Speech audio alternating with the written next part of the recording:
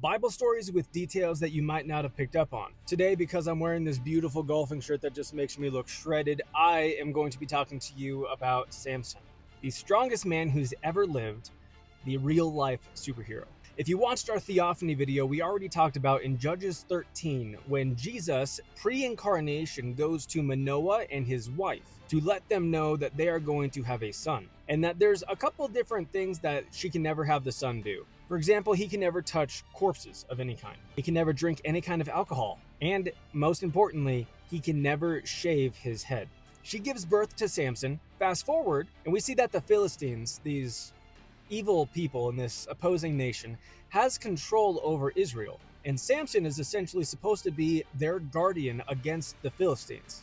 So Samson finds this Philistine girl and he thinks that she's attractive. So he's like, hey, I want her to be my wife. She ends up becoming his wife against his parents' wishes. Why? Because she was outside of the tribe of Israel. They wanted to keep people within the same religion instead of having a pagan be brought in. So time passes and we see this scene where Samson is traveling.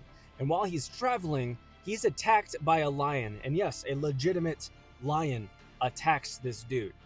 And the Bible records that Samson grabbed his jaw, grabbed the upper part of his jaw, so that kind of thing, and actually ripped it apart to dispatch the lion. A lion can bite down up to about 1,000 pounds of force, okay? So it not only has to withstand that, but it needs to go so far as to actually remove the jaw from its socket to the point that it would cause an unalivement of the lion. So the amount of force needed to do that is between 3,000 and 5,000 pounds. So just think about that. To go like this, 3,000 to 5,000 pounds of force are needed to be exerted in order to do that. Professional powerlifters are at a maximum doing this, capable of doing between 3 and 500 pounds. So Samson would be about 10 times stronger than today's powerlifters. So when I say that this was the strongest man who's ever lived, that this guy was literally a superhero, that is literally what he was. He was literally Mr. Incredible in real life. After he dispatches this, he goes about his business and then he ends up returning. And as he's coming back by, he goes down the same path and he sees the dead corpse of the lion. And weirdly enough, in the corpse of the lion, he sees that bees have made a nest. And in that nest, they've made a little hive and they've produced honey. So he reaches into the dead body and pulls out honey. He ends up collecting it, taking it home, and he didn't tell people where he got it, but he gave some to like his parents and he ate some. And so that's weird. Time progresses and Samson is at like this kind of party and he sees these guys and he gives them a riddle. He's betting people, saying like, I have a riddle. If you can solve it, then I'll give you this amount of money. If you can't, then you give me this amount of money. So it's kind of like a bet based on a riddle. And so that I can quote this directly, his riddle is, out of the eater came something to eat. Out of the strong came something sweet. That was the riddle. They were supposed to solve that. They couldn't figure it out after 3 days of trying to figure it out. So what they do is they go to his wife and say like, hey, you're one of us. Help us solve this so that we can win. For whatever reason, she decides to betray her husband and tells them the answer to this riddle that he was dumb enough to tell her. He had a bad problem with overly trusting women who shouldn't be trusted. If you already know the story briefly, you understand exactly why that's his downfall. So later on, after talking to the wife, they come up to him with the answer, which is, what is sweeter than honey and what is stronger than a lion? So he said, had you not plowed with my heifer, or consulted with my wife, in a weird way of saying it, then you would never have been able to solve my riddle. Nonetheless, he then owed them. So he was absolutely furious with his wife, and he goes to this town called Ashkelon, and he unalives 30 different soldiers, takes all of their clothing, their armor, their weaponry, stuff like that, and he uses that as payment for the guys who solved his riddle. When he comes back, he finds that his dad had given away his bride, had given his wife to another man who actually was Samson's best friends. Samson's dad was thinking like, well, after she betrayed you, I figured that you would want nothing to do with her, so I sent her away. Samson became furious. So Samson does something that's kind of super weird and a little disturbing. He goes out and he captures 300 foxes. And then to make this weirder, he put them end to end and tied their tails together. And in between their tails, he put a torch. He then brought all 150 pairs of foxes with a torch between their tails, lit the torches, and put them into the fields of crops that the Philistines had, which caused these foxes to panic and scatter around, which ended up burning down all of their crops, which obviously these people who already had a problem with Samson now really wanted him dead. So as a result of destroying all the crops, Samson was a wanted man. And these guys were thinking like, hey, we can get that reward money. So they went to Samson and they were like, hey, can we bind your hands and take you to them? And Samson said, I will let you do that if you promise not to try to kill me, try to strike me. And they're like, yeah, we're not going to touch you.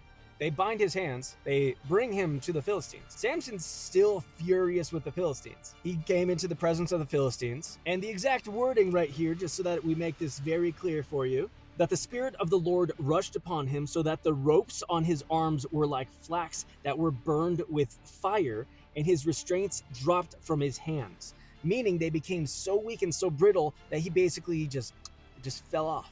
Then Samson, obviously being unarmed, he sees a dead donkey. He reaches out and he pulls the jawbone, the mandible, off of the donkey. I'll put a picture of those right here. This is what he used as a weapon. And in this battle, he unalived 1,000 Philistine soldiers using a jawbone of a donkey. So again, he touched a corpse and just went ham. Then people are really trying to catch Samson, and he finds comfort in the arms of a prostitute, which is not a good thing. After that, though, he ends up falling in love with this woman named Delilah. So realizing that the Philistines have absolutely no chance to fight Samson, they learn that, oh, he's with this girl, and his wife's betrayed him before, maybe this one will do the same. So they go to Delilah and they say like, hey, we need you to figure out why he's so strong and how we can remove that strength. So for whatever reason, she agrees. So she goes to him and she just starts nagging him. If you loved me, you would tell me the secret. So eventually he gets so fed up with the nagging that he just tries to silence her. And he lies to her. So he told her that if my hands were bound by 7 fresh animal tendons, then I would be as weak as any other man. She literally gets 7 fresh tendons and uses them to tie up Samson while he's sleeping. She had all these Philistine dudes ready to attack him. So in the morning, she wakes him up by yelling, Samson, the Philistines are here! He wakes up, rips them apart like nothing, and goes ham on all these different dudes, taking them out. For some reason, she has the narcissistic audacity to say, oh, you lied to me. Like, dude, you did the thing. Yeah, of course I lied. Samson was a man, which means that he was very stupid and overly trusting of a woman. So she nags him more and more, and eventually he says, okay, fine. If my hair was tied into a weave, then I would be as weak as any other man. So that night while he's sleeping, she braids his hair. And the next morning, same thing. Samson, the Philistines are here! And he gets up and he crushes them.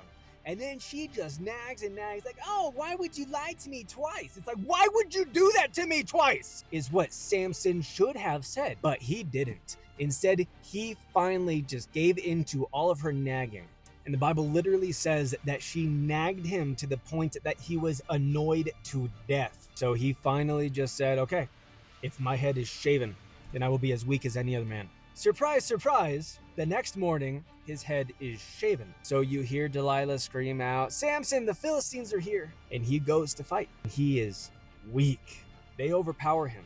They rip his eyes out of his skull. They bring him into this temple full of a massive crowd of Philistines who are very proud that they finally captured Samson. They finally got this guy who has been the only thing standing between them and Israel. So Samson is chained between 2 pillars that are like one of the major support beams of the entire place. He's just weak, blind. He can't see, no eyes. He's just pathetic. He hears all these people around him just ridiculing and celebrating. They're praising this demon god called Dagon, saying like, finally we have him. Samson prays to God. Samson says, please, just one more time. Give me my strength back for just one more moment. So God does. Samson pushes these pillars barehanded and breaks them, so the entire roof comes crashing down, ending the life of every single person in the building, including Samson. I hope you enjoyed this one. Let me know what's next. God bless.